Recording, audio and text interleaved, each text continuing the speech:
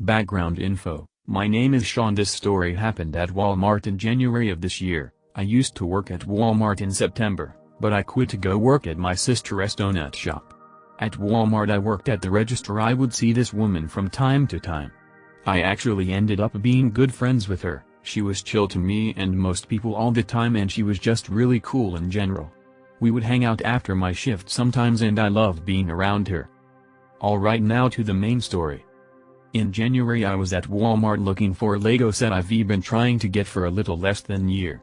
When suddenly, for the sake of this story I'll call her Karen. Karen walks up to me. "Hey Sean, it's been a week or two since we last talked!"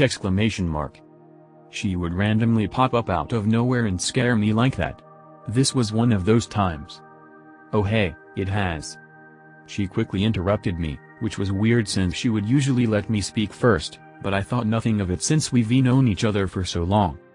"So I found these amazing skinny jeans that I need so badly. But they don't have it in my size. Can you go check the back for me?" She was talking in one of those snobby Karen voices you would hear in an MK video.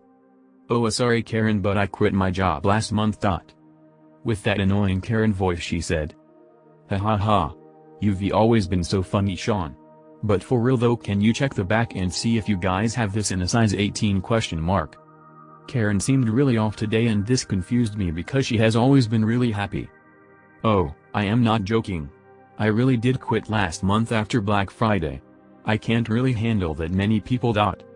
I don't know if something just clicked in her head, but she just went off on me for no reason at all. "Alright Sean, enough jokes. If you don't get these jeans in my size I will get the manager and have you fired and banned from all Walmarts!"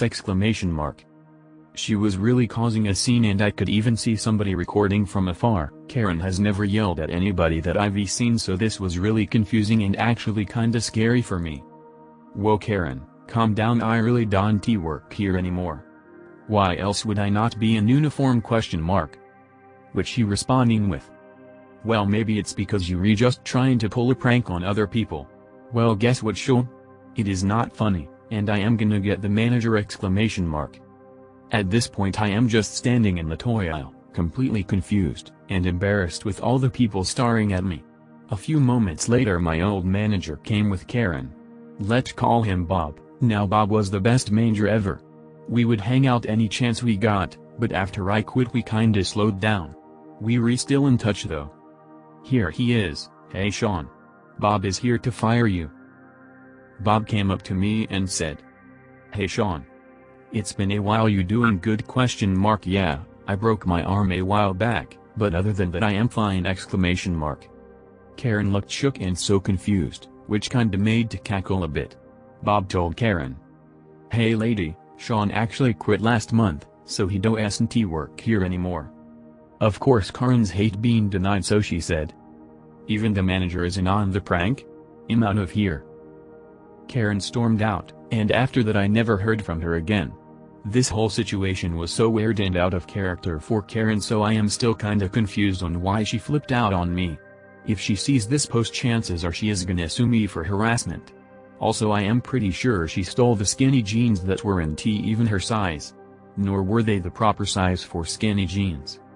Edit: a ton of people are confused on how my arm magically healed so fast, but prior to when the story take place, I was able to get my cast taken off since it had been 4.5 weeks since I broke my arm.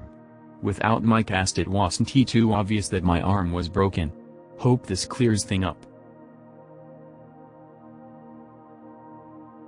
Hello everybody. I'm living in Japan since February now. I moved before they closed the airports. First I worked at a Pokemon Center to settle in a bit in Japan. I quitted this job after 2 months. Then I started working at a school, where I teach Japanese and English. Now the real story begins. It was break at the school and I sat in the staff room and talked to my colleagues. Then I got a call and I got out of the room. I picked up and the first thing I hear is, "K, why are you not at work?" I was a bit shocked and asked, "Me?" Sorry, who's that?" "K, your boss. Answer my question." You don't sound like my boss." "K, I'm your new boss in the Pokemon Center. My boss when I worked there was a lot nicer than her." I'm sorry but I quitted 3 months ago. K. What? But you stand in the shifts for Tuesday to Sunday. That couldn't be right. K. Whatever. This conversation followed for the next week and she wanted to persuade me to come back.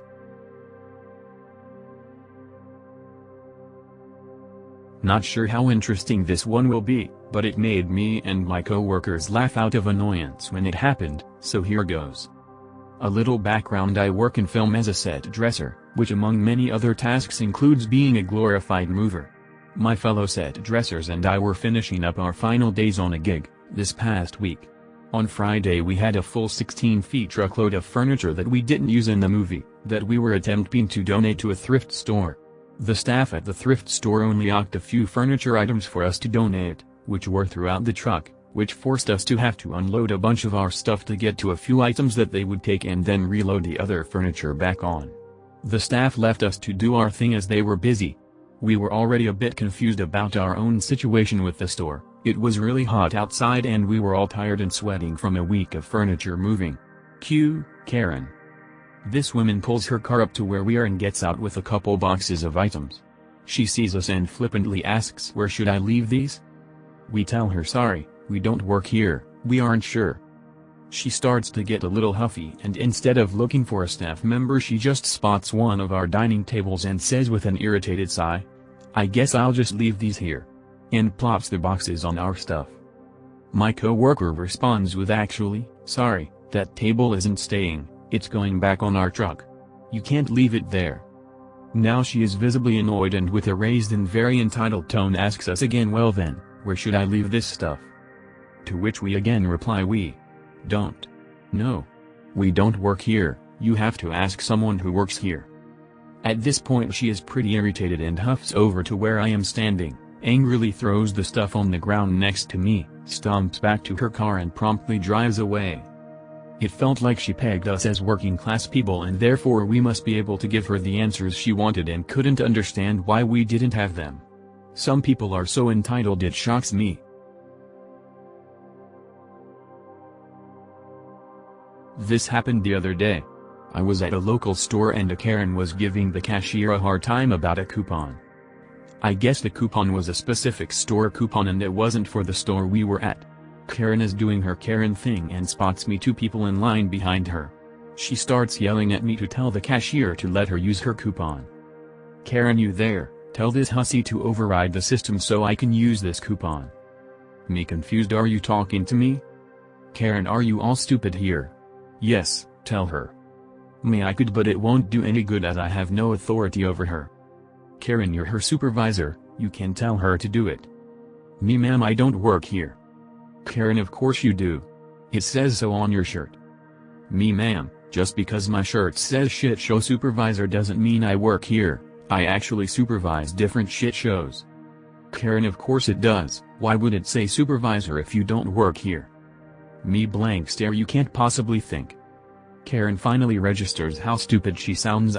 Fine, and she huffs away without her stuff. Not the greatest story, but I never thought when I bought a shirt that says shit show supervisor anyone would take it to mean I worked at whatever store I was in. Obligatory disclaimer that I am on mobile, so excuse any errors and whatnot.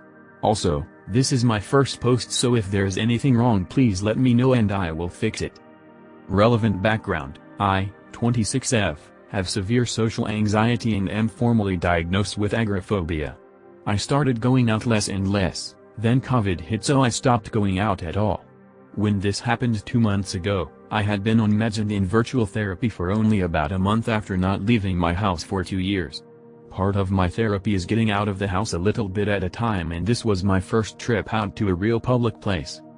Okay, so my bestie, 25F, knows all about my agoraphobia struggles and has attended a few of my virtual therapy sessions so she could be my support system.